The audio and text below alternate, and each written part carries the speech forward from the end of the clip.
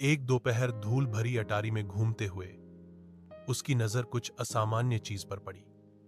दूर कोने में भूली हुई पेटियों के ढेर के नीचे उसने फर्शबोर्ड के नीचे छिपा हुआ एक संकीर्ण ट्रैपडोर देखा। जिज्ञासा पर आश्चर्यचकित होकर वह घुटने के बल बैठी और उसे खोला।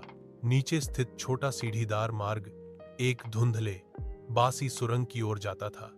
दीवारें पत्थर से बनी थीं और एक हल्की ठंडी हवा अंदर से फुसफुसाती हुई प्रतीत होती थी। दिल धड़कते हुए सामंथा सावधानी से नीचे उतरी, उसकी टॉर्च अंधेरे को चीरती हुई।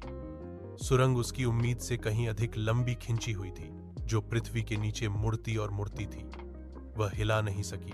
उसे यह महसूस हो रहा था कि वह अतिक्रमण कर रही है, कि कुछ उसका इंतजार कर रहा था, जो एक अनंत काल की तरह लगा। उसके बाद सुरंग आखिरकार एक छिपे हुए कमरे में खुल गई। दीवारें पुरानी किताबों की अलमारियों से भरी थीं, अजीब चमड़े से बंधे संस्करणों से भरा हुआ।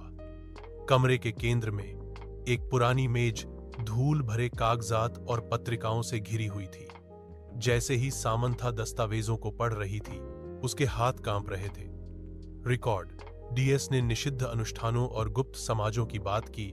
उसके परिवार का नाम बार बार उल्लेख किया गया। जैसे जैसे वह और गहराई से पढ़ती गई, उसे एहसास हुआ कि उसके परिवार का इतिहास गहरे रहस्यों से जुड़ा हुआ था। रहस्य वह दफन रहने के लिए था।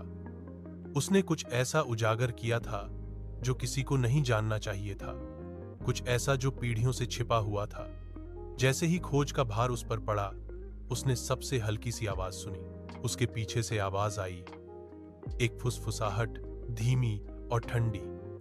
वह अकेली नहीं थी।